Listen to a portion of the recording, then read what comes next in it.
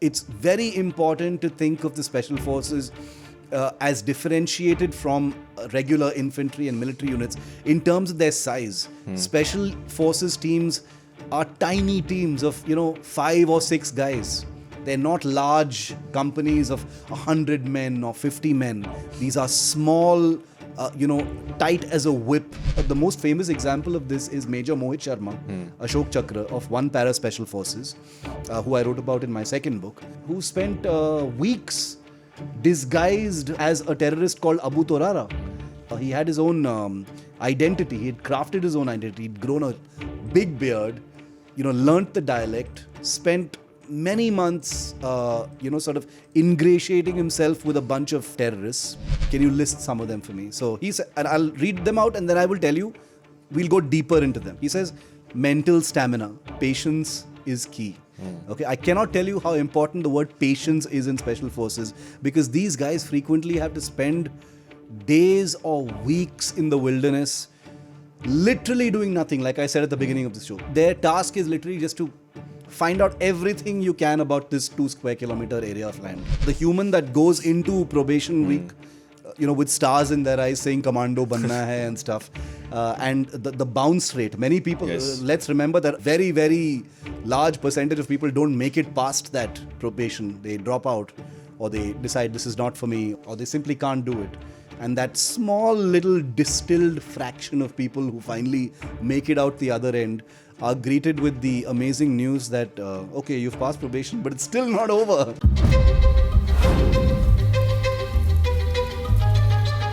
Hello and welcome to the 36th episode of Inner Defense. Very, very warm welcome to our listeners and viewers. And hi Shiv, how are you? How are you doing? Good, Dave. How are you? All well, all well.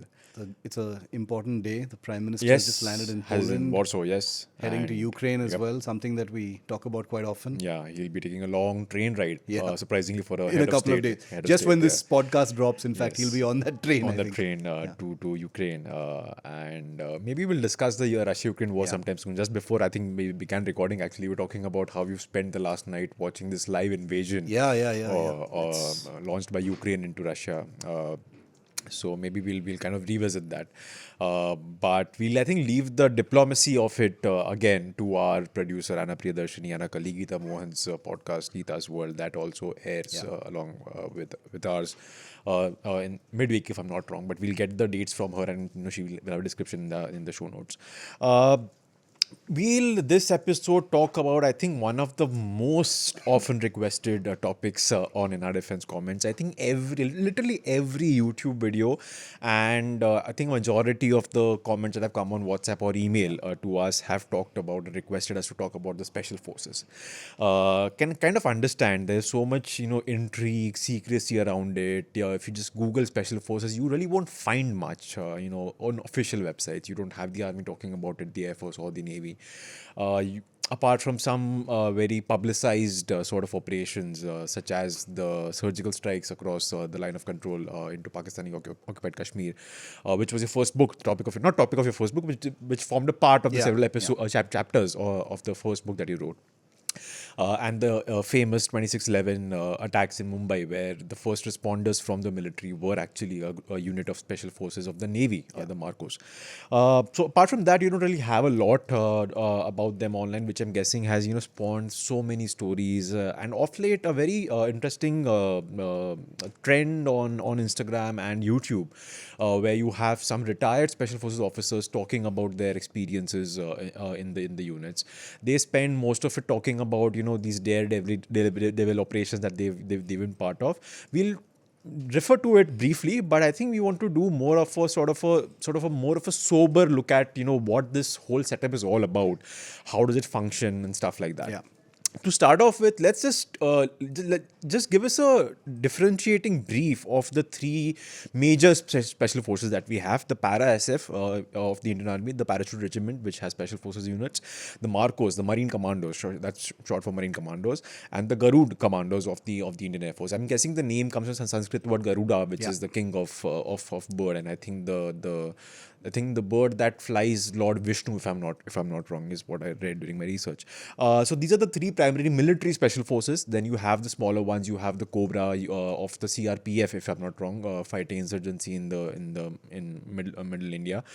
You have the NSG, but that's more of a dedicated unit for a specific purpose. Yeah.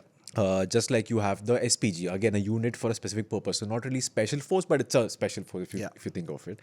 And this intriguing name that I came up with, known as the Special Frontier Force, that's also part of this umbrella term of special forces.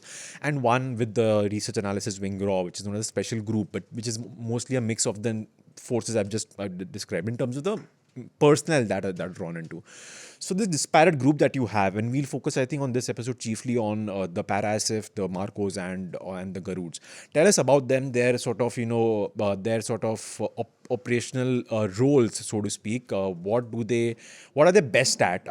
Do they all share sort of a same skill set, or is that one thing that one particular group of force has which is better than the others because of their respective domain of which they are part of? So, Dave, the special forces are, a very exciting topic, and I'm not surprised at all that our special forces, particularly the Para-SF, fuels so much content on Instagram and YouTube, and you've got fabulous videos by former special operators from the Para-SF talk about the various things. Especially the very, very interesting training part that goes into making commandos, which we will also talk about. It's nobody can deny the very, very thrilling aspect of the special forces, because that is very much there, and it doesn't need to be romanticized for YouTube videos. The kinds of things that they are trained to do, the kinds of things that they need to achieve in order to wear that very prized maroon beret, to wear the Balidan badge, are actually incredible. And I'll go into some of those things because I've seen some of those things for myself and written about them firsthand, during the course of the writings of my books. But other than that, like you rightly said, the Special Forces is a very serious business. It's not, it's not about, one aspect of it is the flashiness of it and the Janbaz nature of the Special Forces and the Commandos, what separates them from the other, military units, etc. But the Special Forces, play an extremely sober and a kind of scary role. The Special Forces, they've, at their very essence, are basically the guys you call in when all else has failed. And if you are forced to call in the Special Forces, it means that things are, it means the shit has already hit the fan. Okay, in a matter of speaking, it means that the forces that you have on the ground, tasked with achieving a certain purpose in an anti-terror operation or a counter-insurgency operation, have been unable to, and I'm just giving one example, unable to achieve a certain task.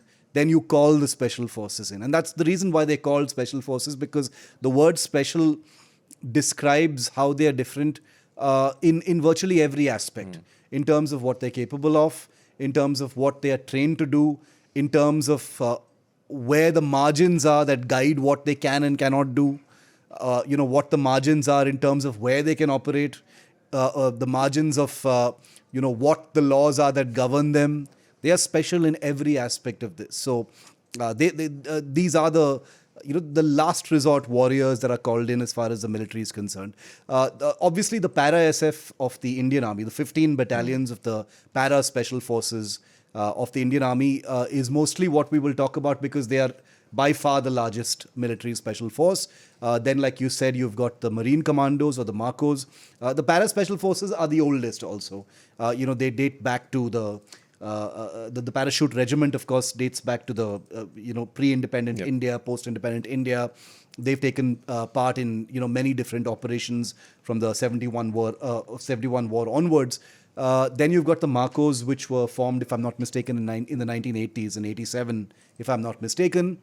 And then the Garud Commandos, because the Air Force needed to have a specialized force of its own for airfield protection, anti-hijack operations, anti-hostage operations near their establishments.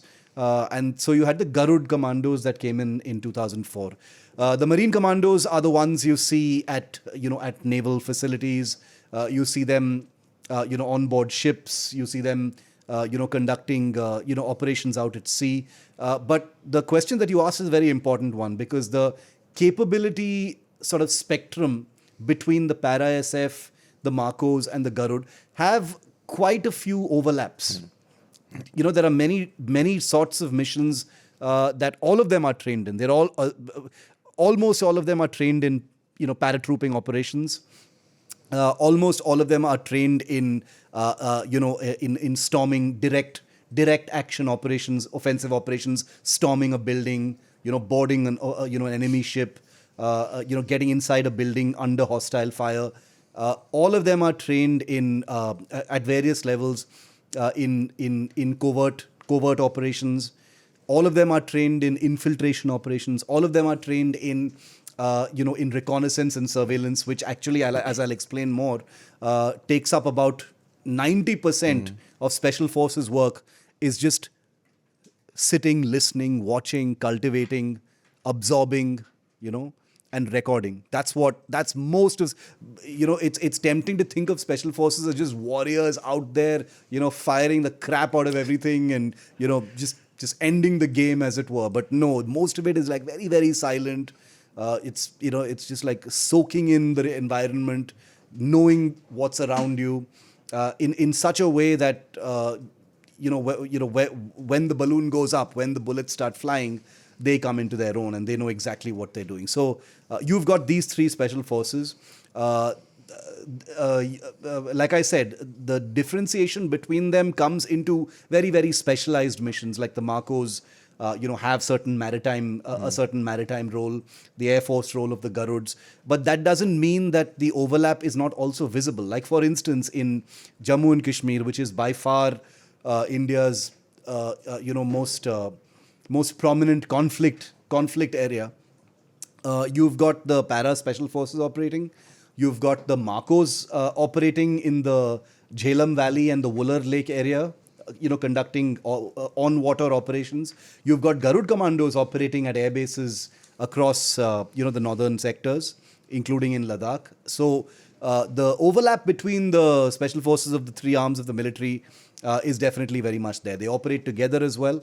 The other very important thing, before we go to our next point, Dev, is it's very important to think of the special forces as differentiated from regular infantry and military units in terms of their size. Special forces teams are tiny teams of 5 or 6 guys.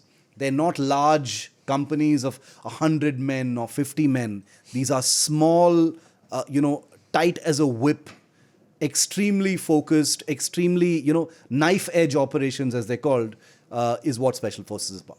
Right. Good point about how they're deployed in Jammu and Kashmir. And in fact, I remember around 10-15 years ago reading a book excerpt or something where I think there was this anecdote of how the militants and the terrorists have referred to them as the Dadi Wali Fauj, because they were the only ones allowed to sport beards, so that they could kind of blend with the population. So I think that's not really true anymore in terms of, because I've seen several even regular army officers nowadays sporting beards when they're in an operational situation like in Jammu and Kashmir. I'm guessing for the same exact reason. But at this excerpt, I was reminded of that when you said that. So I'd like you to give us a live example picture. Let's take 2 conflict areas where India in our armies is heavily involved. One, like you said, Jammu and Kashmir. Second is the Ladakh LAC, where you have this large mobilization of the Indian Army that's happened in all the all the 2 forces, Indian Army, Indian Air Force as well, for the last 4.5 years now. A war-like situation that's been referred to as by many retired army officers and journalists like you have warned repeatedly that it's a very, very live situation, and things could still go wrong, even though this kind of stable right now. What does a special forces unit, Para-SF we'll talk about, like you said on this episode mostly, what does it bring to the table in terms of a live operation that a regular army unit cannot? So, for example, if we were to take the case of Jammu and Kashmir, you've been operating there as the army for the last several decades now, right?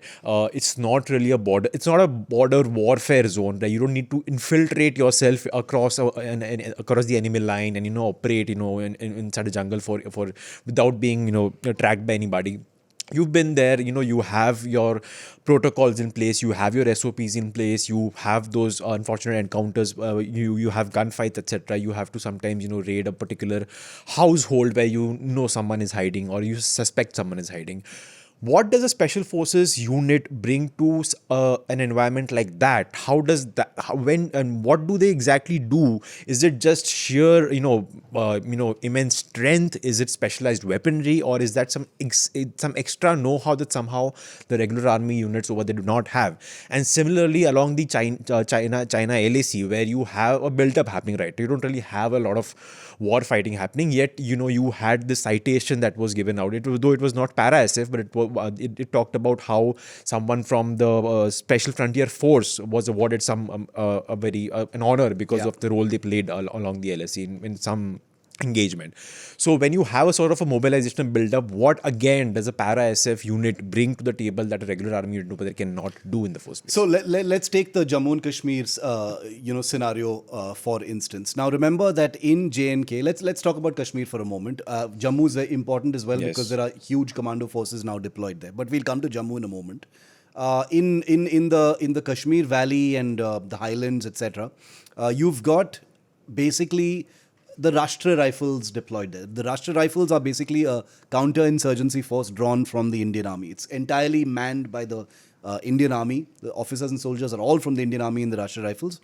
And they conduct their operations in coordination with regular army units, like non-Rashtra Rifles units that may be deployed there, as well as the Jammu and Kashmir Police Special Operations Group. So whenever you see details or articles or reports about any encounters, by and large, they are the first responders are the Rashtra Rifles and the Jammu and Kashmir Police. Now, the special forces are not; they don't live in some isolated, faraway post, completely disconnected from everyone. The special forces, as you described them, Dadiwala Fauj. First of all, when they're operating, they very rarely wear their uniforms. You see them in their uniforms. You see them, in their maroon berets. That's not how they're walking around in Jammu and Kashmir. They're usually in plain clothes. Many of them have beards. Many of them don't. Doesn't make a difference. But they're operating in the environment. They are very frequently, elements in each special forces unit are people who need to blend in with the local population. Even in disguise. There's the most famous example of this is Major Mohit Sharma, Ashok Chakra of 1 Para Special Forces, who I wrote about in my second book, who spent weeks disguised as a terrorist called Abu Torara. He had his own identity. He had crafted his own identity. He'd grown a big beard, learnt the dialect, spent many months, sort of ingratiating himself with a bunch of terrorists, Abu Torara and others, and his name was Iftikhar, and it was a covert infiltration mission where he was actually getting inside the houses of some of these militant and terror groups, living with them, learning their ways, and only when there was absolutely no way out, then he had to kill them and then escape. So the special forces are not just the reason I'm emphasizing on the Major Mohit Sharma story is that it's don't think of the special forces as okay, they're there and we'll call them when we need them. It's not like they're sitting there waiting to be called. They are working 24/7. Because there are, apart from the usual bread and butter terror encounters, houses surrounded, a particular bunch of terrorists who've been tracked for many days are suddenly holed up in somebody's house in some village. You've got the Rashtra Rifles surrounding it. Those are your conventional operations that happen on a literally daily basis in Kashmir. But it's not like the special forces are, jab tak phone call nahi aata to hamara kaam nahi hai. They are out there in the environment all the time. The special forces will already know whose house that is. They will already know where exactly that house is. They will probably already know the names of half the people in that village. So will the army. But I'm saying the special forces have the bandwidth to spend much more time, soaking in the environment, learning about the environment, conducting reconnaissance operations. They will have, probably more assets on the ground. They have the kinds of terms of reference to actually infiltrate and find out more from those people in that particular village. So they are completely unconventional, asymmetric operations. These are not 4G operations the way we think of it. These are very much operations where a special forces commando may not even be carrying a weapon. They may simply be tasked, or their mission may be to spend a week in this village as a local, learn everything you possibly can, and then come out. That kind of thing. Now, when we talk about an encounter, because an encounter or a terror hunt is usually what we see in Kashmir. In that particular case, there can be occasions when the special forces will be the first responders.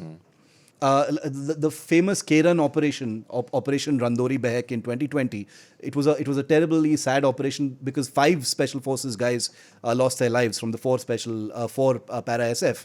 But in that operation, terrorists who had crossed the line of control in the North Kupwara sector, Keran sector, the Indian army drones and lots of different forces had been trying to track those terrorists for many days. 2 or 3 terrorists for many days. They were being tracked, couldn't find them. They disappeared in the snow. They disappeared into a cave, and then it was decided that, look, these guys are getting closer and closer. We need the special forces. We need guys who are specialized in mountain warfare, and the 4 para special forces has commandos who are specialized in mountain warfare, jungle warfare, high altitude warfare, extreme cold weather survival, all that kind of stuff.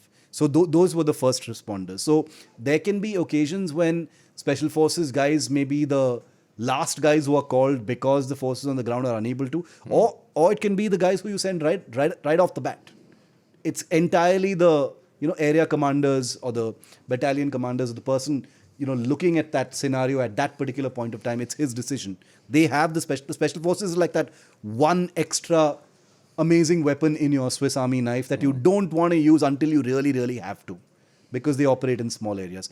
In the line of actual control in Ladakh, etc., you did have the para special forces operating there as well, because you've got commandos from the special forces who conduct high altitude training in Siachen, in Ladakh, at the high altitude commando school in Tawang in Arunachal Pradesh, because a commando presence may be needed for this kind of thing.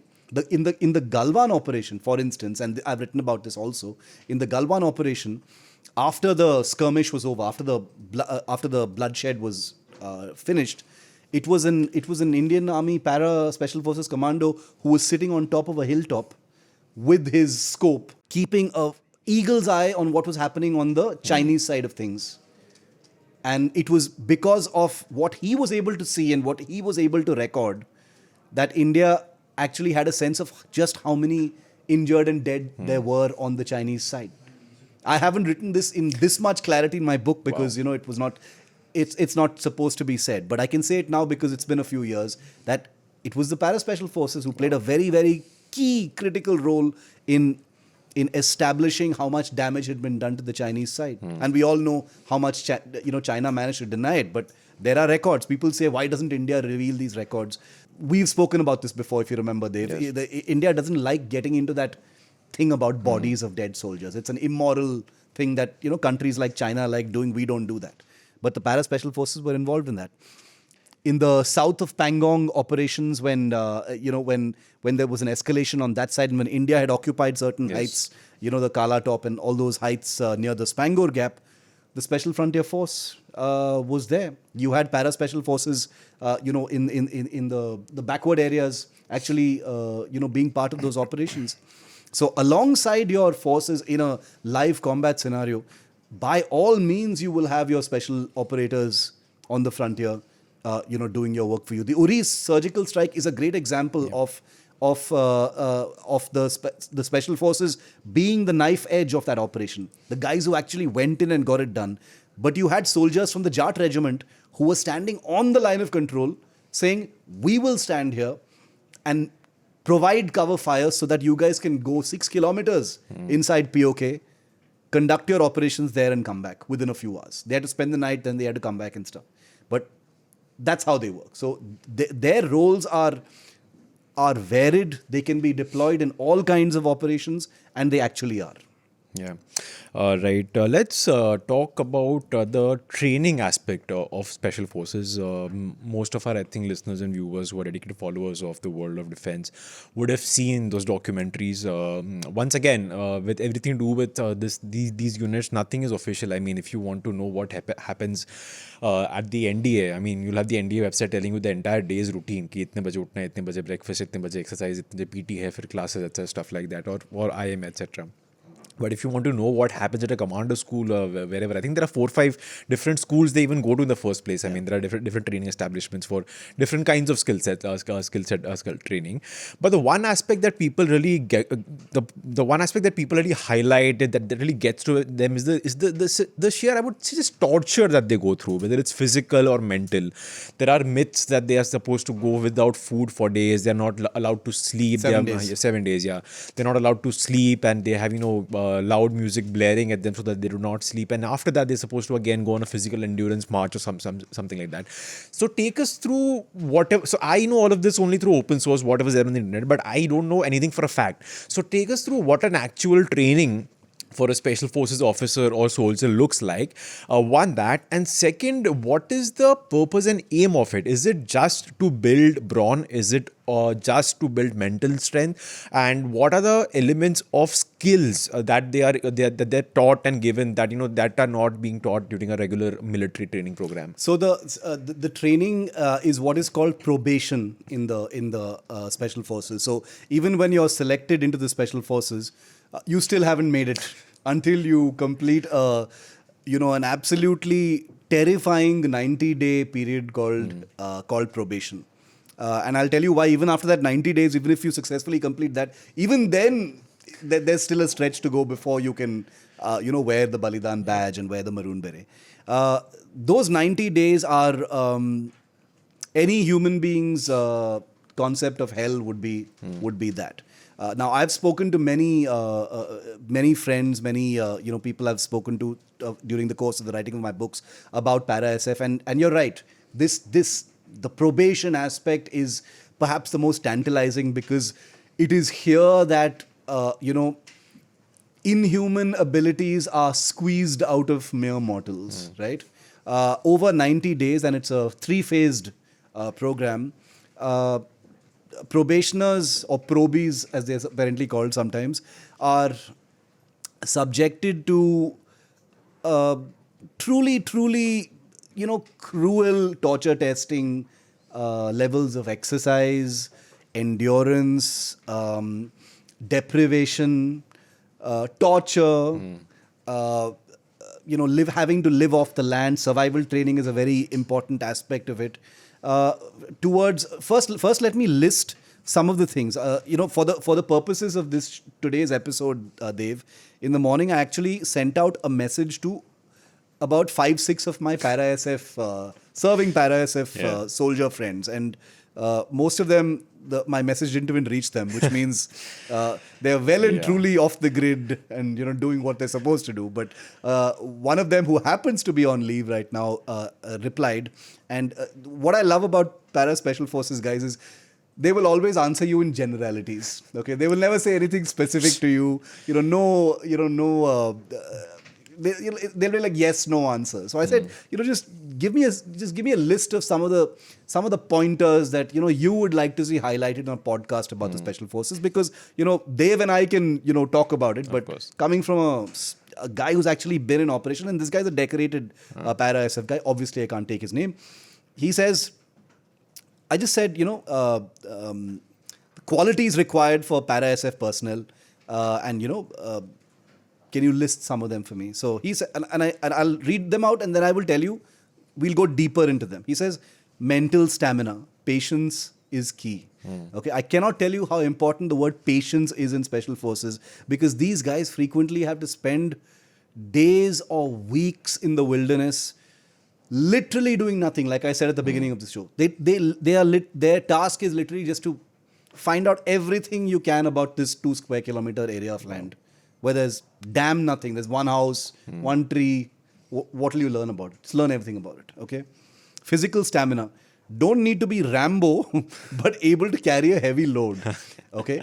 In phase 1 of probation, these guys go on phased, exercise marches and runs of 7 kilometers, 10 kilometers. This is without a break. 20 kilometers, 30 kilometers, 40 kilometers with 10 kg loads, 20 kg loads, sometimes carrying someone with them, that kind of thing. So he talks about physical stamina. That's point 2. Point 3, foresightedness. Able to anticipate how future will unfold, which will help in planning. Wow. Hugely important.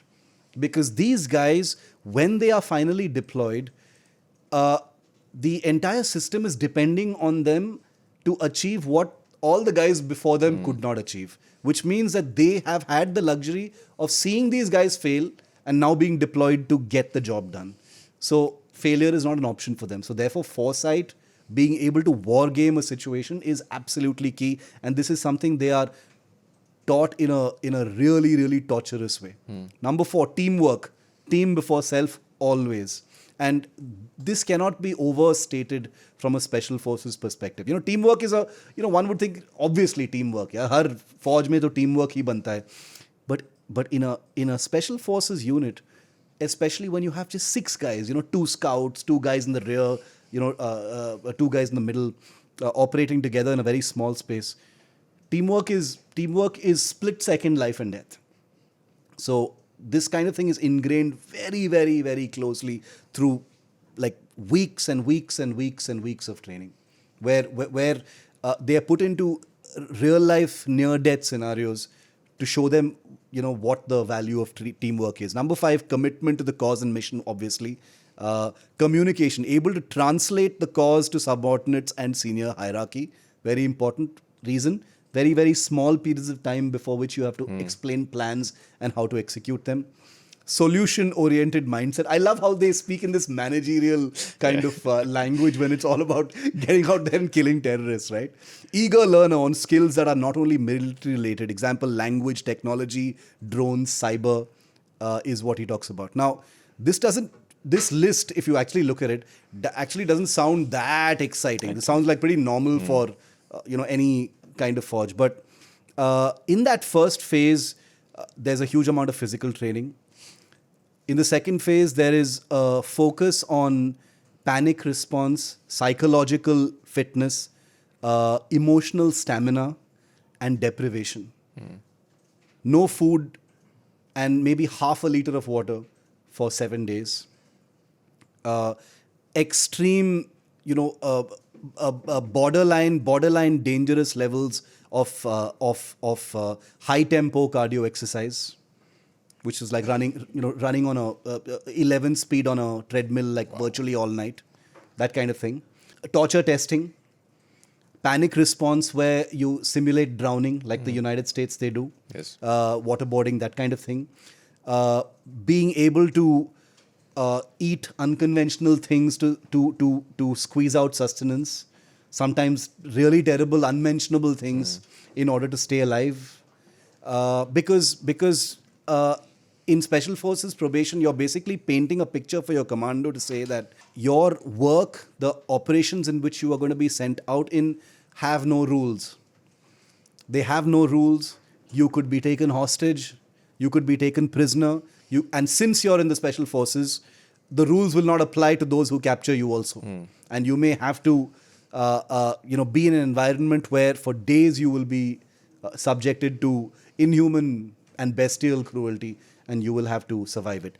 I once asked a para-SF friend of mine, Dev, about Hell Week. Hell Week is the US Navy SEALs, the final week of their probation and what they finally need to pass to get into the US Navy SEALs. Obviously, the United States military has a PR machine that makes it seem like they're the best in the world. I mean, Hell Week is Hell Week and everything else is just for pipsqueaks and stuff. And he said, ye to ho jayega.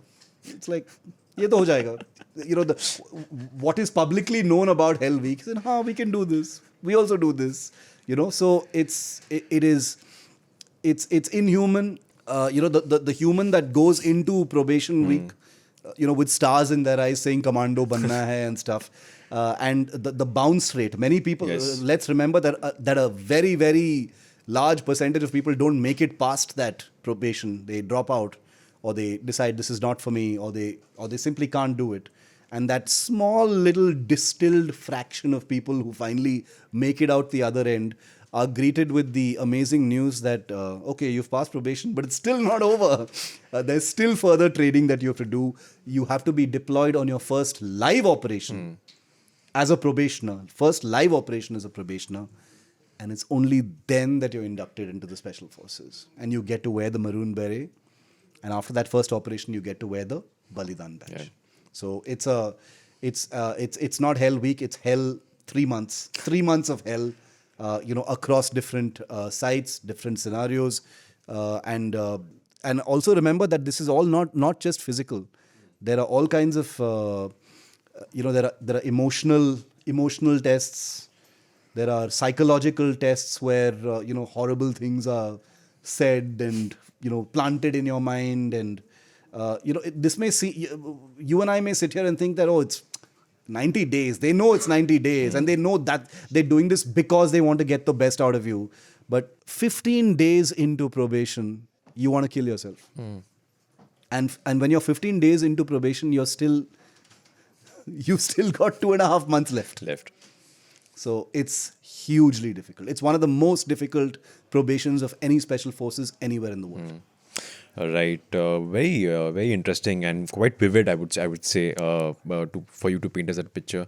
We'll talk more on this, and especially some of the operational aspect of it, especially the command and control aspect of special forces. But after a quick break. So, what does a dentist's dental health routine look like? So it's very important that we brush morning, evening, twice a day. Brushing is important, but more than that, what is important is the technique with which we brush. So our brush stroke should go gum to teeth.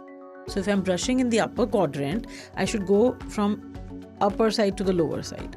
And when I'm brushing in the lower quadrant, then I should go from the gums to the teeth, so from the lower towards up. Most of the people who use right hand, which 80% of people do, they keep brushing on the opposite side like this. They just forget to come on the right side at all.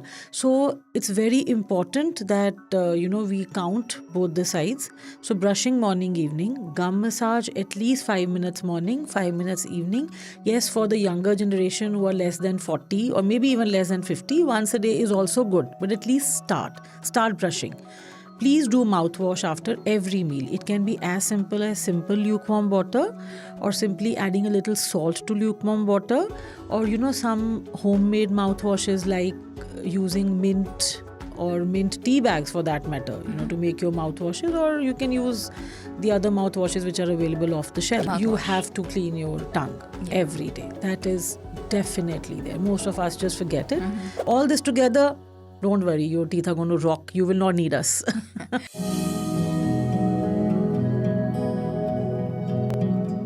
Hello and welcome back. Shiv and I are discussing special forces, a topic that was requested very, very often by our listeners and viewers.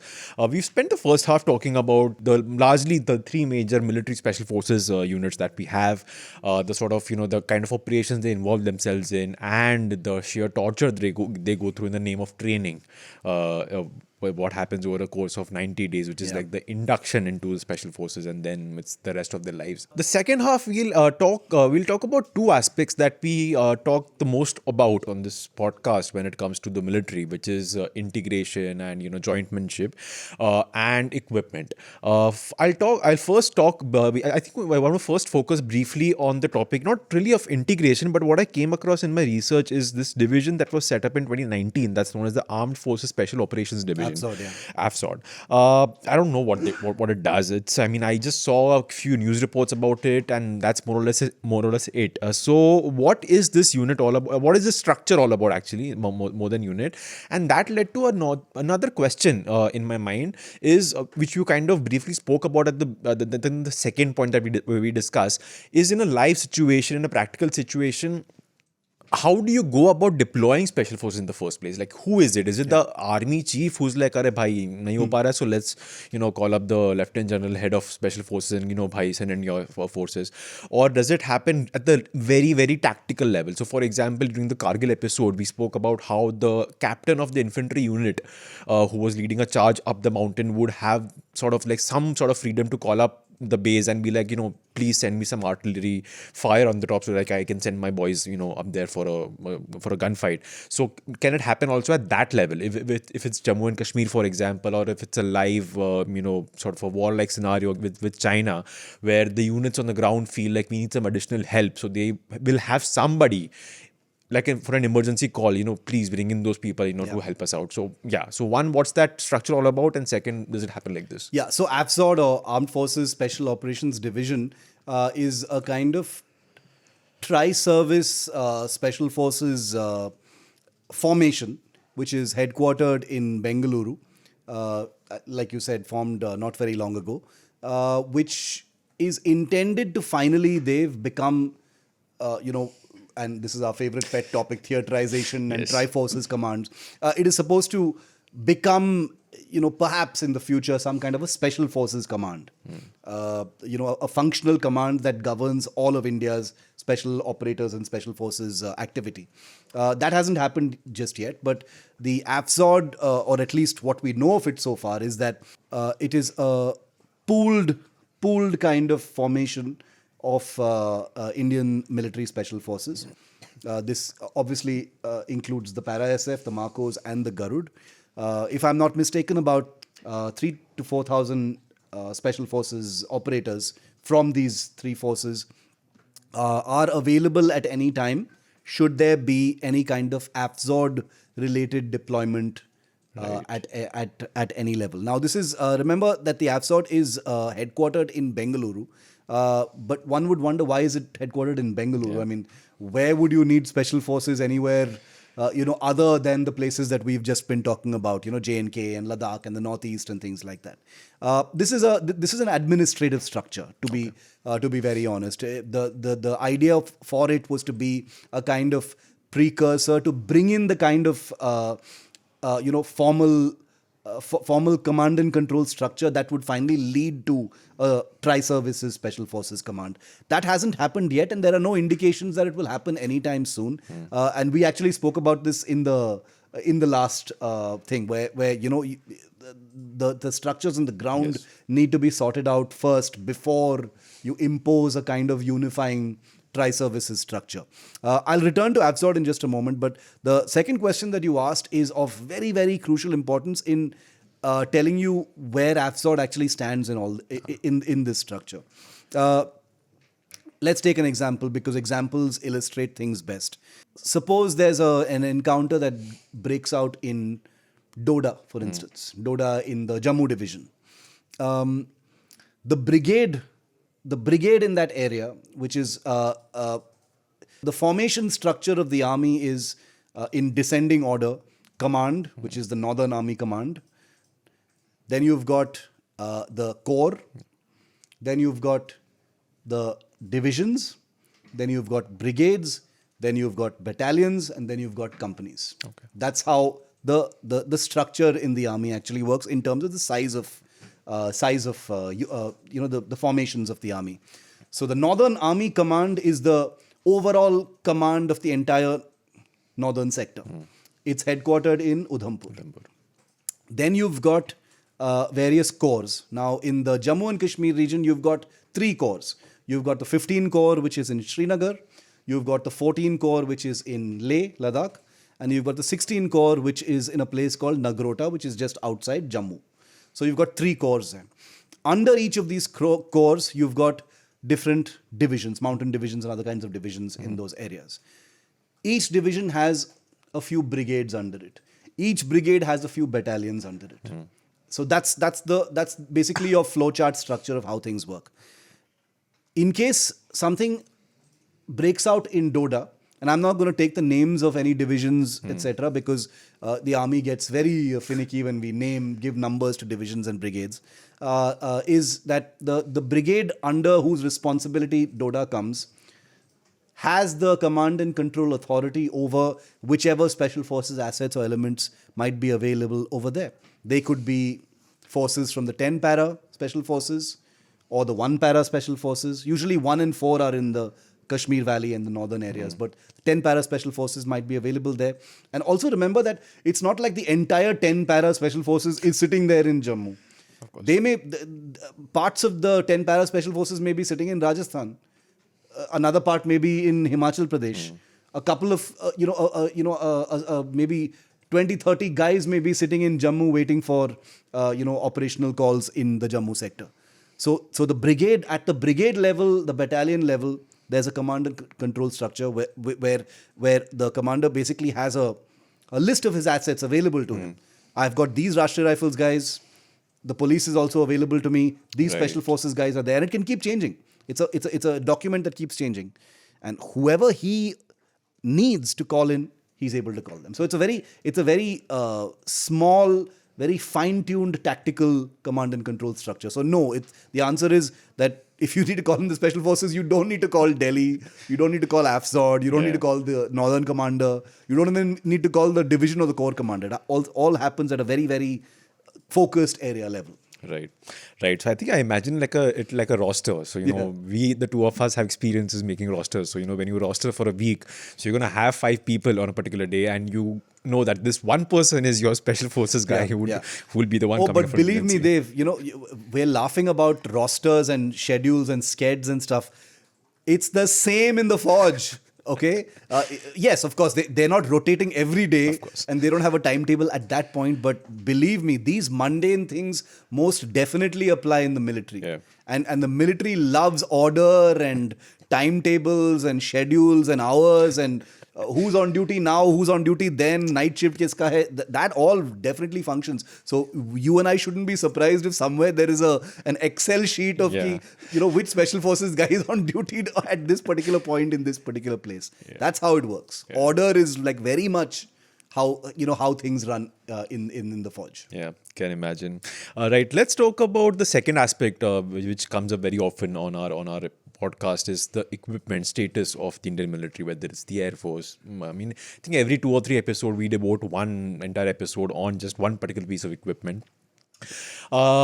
If someone were to hear the 25 episodes before this, I think they would get a sense that not everything is hunky-dory when it comes to Indian military's equipment status. You have some very good stuff, like the BrahMos episode, which by the way is one of our top performing ones, which people have really liked. So the BrahMos program, we've talked about how that's like this one rare piece of equipment in the entire setup, which is just like everything went smoothly with it, the program, and it came on time. Except when we fired it into Pakistan by mistake. Yeah, that happened. Yes, cannot forget that. Right. So you have either deficiencies of equipment, you don't quite have enough numbers, you have issues with quality, like you have with your rifles, which again we'll get to in a future episode. You have you have issues with quality, and then you have issues with not being able to replace those bad quality equipment because of various aspects. We've talked about it on various episodes, so we won't go into that. What I want to know from you is, considering that these are your special forces, is everything perfect with them? Because again, nothing is available in public domain. So do they have the best of equipment in the world? Do they have something that's equivalent with the US Navy SEALs or any equivalent special forces unit from the West, who are known to have the best sort of modern day gear? Or do they also have issues when it comes to their equipment? So the short answer to that is no, they don't have equipment that's as good as the US Navy SEALs. But that's also because I don't think any special force has equipment that the US military has. The US, I don't mean this in a rude way, but the US military is very spoilt when it comes to equipment. They've got an absolutely earth-sized budget, an enormous industry working, around the clock to provide them with that kind of equipment. So they've got top of the line equipment. There's no comparison. There's no point comparing equipment within India's limited resources, within the kind of missions that we put our special forces into. Our special forces are decently equipped. Okay, and since in our defense does not ever paint a hunky-dory picture where it is not deserved, it is a decently equipped special force. But there are many areas where it still needs some support. Now, remember that the special forces, they do enjoy certain financial powers. Yes. Because they operate in small units, as compared to, say, the army infantry, for instance, you don't need to buy 6 lakh rifles in one go. Or you don't need to buy 200,000 Sig Sauer infantry battle rifles, for the frontline battalions in one go. Very frequently, the weapons, purchases in the special forces are small numbers. 25 M4 carbines, 50 Martin sniper rifles, 100 LMGs from Israel. Small numbers. Sometimes it can happen. But that actually also means more cost, right? You're buying in smaller numbers means more cost. But a kind of overarching modernization philosophy of the special forces in general is actually underway right now. The armed forces have commissioned, a study to look at what will perhaps be the most substantive upgrade of all kinds of equipment. We're talking about body armor equipment. We're talking about personal firearms, your pistols, your sidearms, all that kind of stuff. We're talking about obviously your combat rifles. We're talking about very, very crucially your night vision equipment. Yes. You're talking very crucially about your encrypted communication devices. You're talking very, very crucially, and this is like above all things, is the use of drones and AI.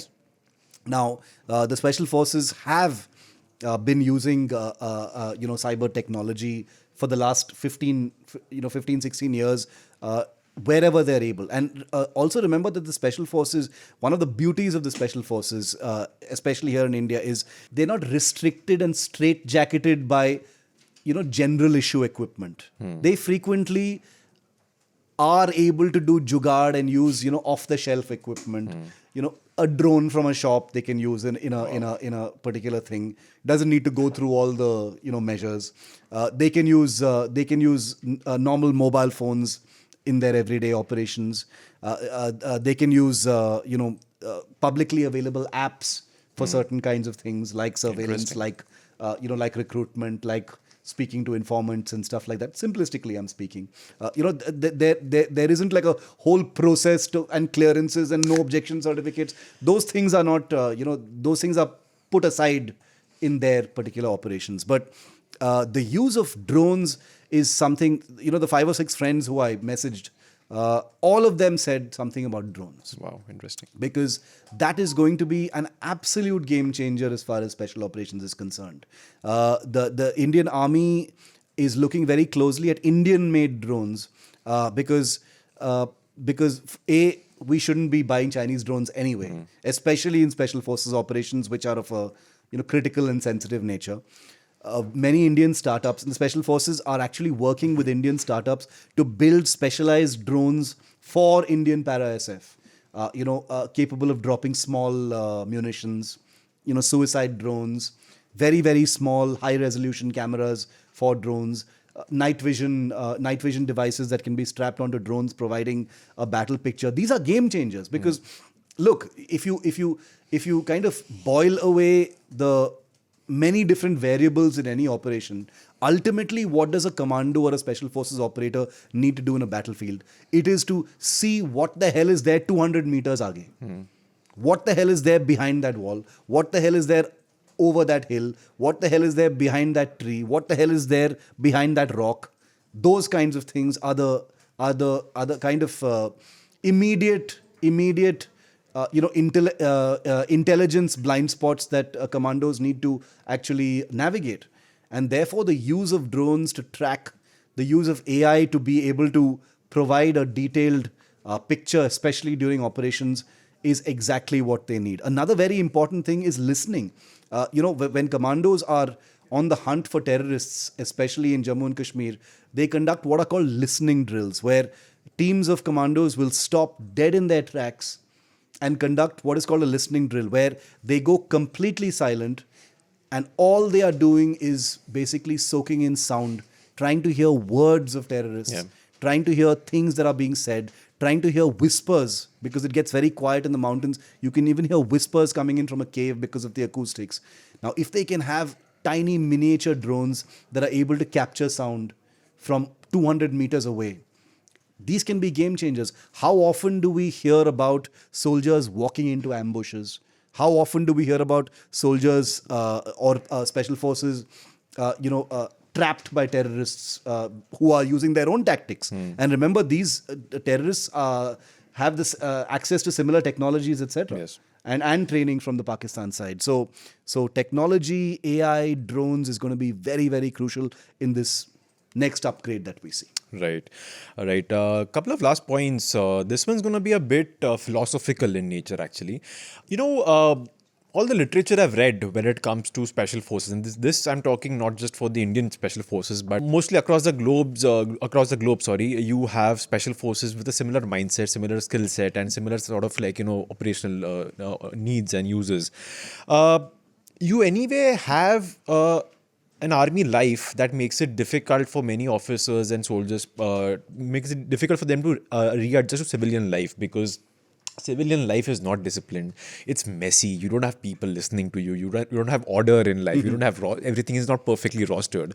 I'm kind of oversimplifying it, I think, but having some people in my family as well who are retired from the forces, you can get a sense, that it's not very easily adapt back to civilian life. When it comes to the special forces, I get a sense that they are something else from a regular army officer or soldier altogether, right? These are people who are they've been trained to operate sort of on their own when if needed, right? If you could have just one special forces officer or soldier being thrown somewhere, and he'll be able to do something on his own without the need of an entire army contingent. At the start of this episode, you talk about how certain rules and regulations of the army don't really apply to them. So my question then is, if at all reintegration in terms of whether they have to come back into regular army service happens, because I would imagine that you wouldn't have special forces officers and soldiers beyond a certain age, because you would require a certain sort of a young profile It's a very short life, and also you cannot have such a life for a very long time. It's a very high strung environment. You cannot be so stressed all the time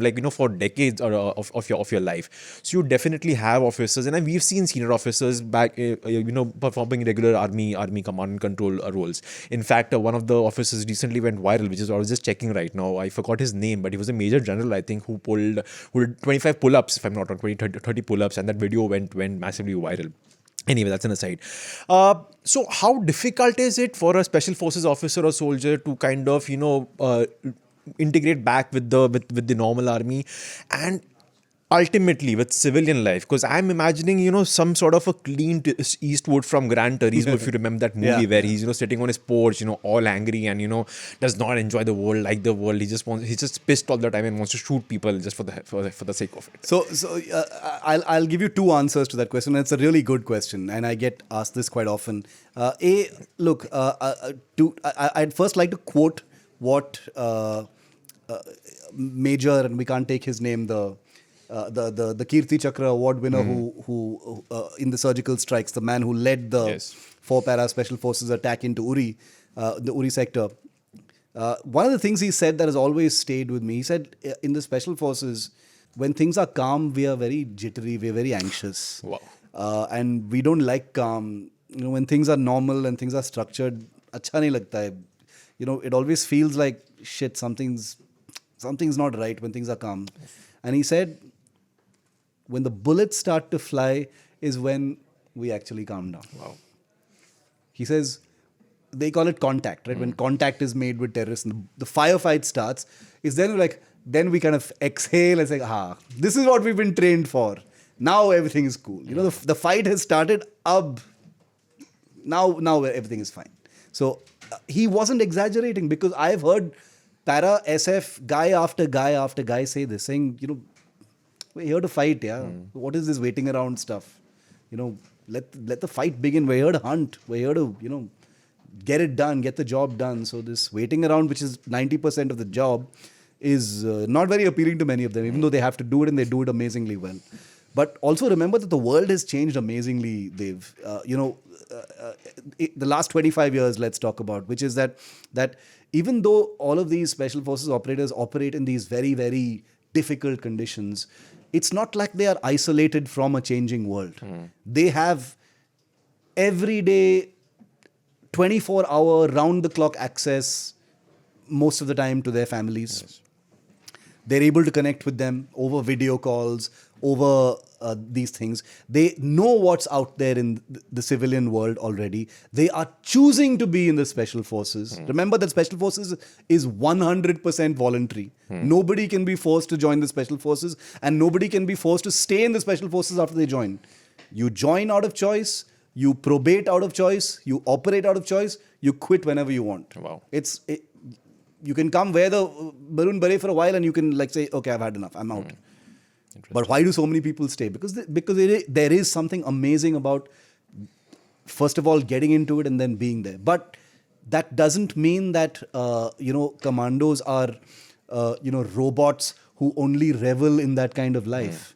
They are not only aware of the mundane lures of civilian life, but a part of them will most definitely want it. You can't do that forever. You do want a normal life. Some of them may want a family. Many of them do. Some of them may want to do other things after that.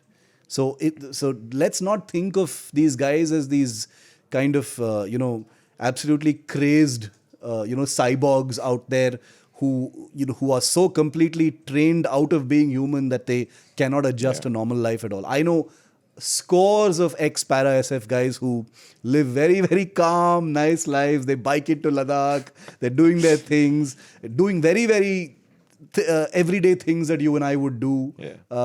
One of them has opened a bakery, by the way. Interesting. Recently. So I'm just saying that I know it's tempting to think that there is going to be a problem in readjusting. And I'm sure there's not a single commando out there in civilian life who doesn't miss his life.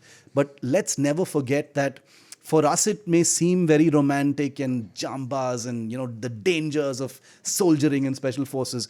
But that is life and death stuff. It's dangerous. It's a really, really serious business. When these guys are out there actually operating, it's not like, of course, they've got the josh to actually be in the operations.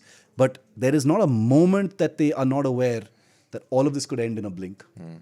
And then you can have as many YouTube videos as you want or Instagram reels as you want. But for me, it's just a black screen. Yeah. So they know the value of life. And so, reintegrating with the civilian world after they've finished their tenures or their careers is something that they would never like sneer at. It's very important to them. Right. Right. I think we'll end it on that note. I think that's a perfect way to sort of, kind of just draw this episode to a close with this whole nice circle. And the quote that you gave, again, I know you cannot reveal the name, but Major Mike Tango from your book. I think that quote will stay with me. That's a very, very, very great quote to know of. So thanks, Shiv. Great, fun episode. And I hope actually all our listeners and viewers also had a lot of fun, just like I did while recording this episode with you. Thanks as always to our producer Anna Priyadarshini, and once again to our listeners and viewers, keep commenting, because we read your comments and we keep making notes of every request that you send to us for a discussion on this podcast, and it will definitely come up at some point. So thanks as always. That's it for this week's Defense Dose. For more, tune in next week. Till then, stay safe and do not cross any boundaries with the passport. Bye bye.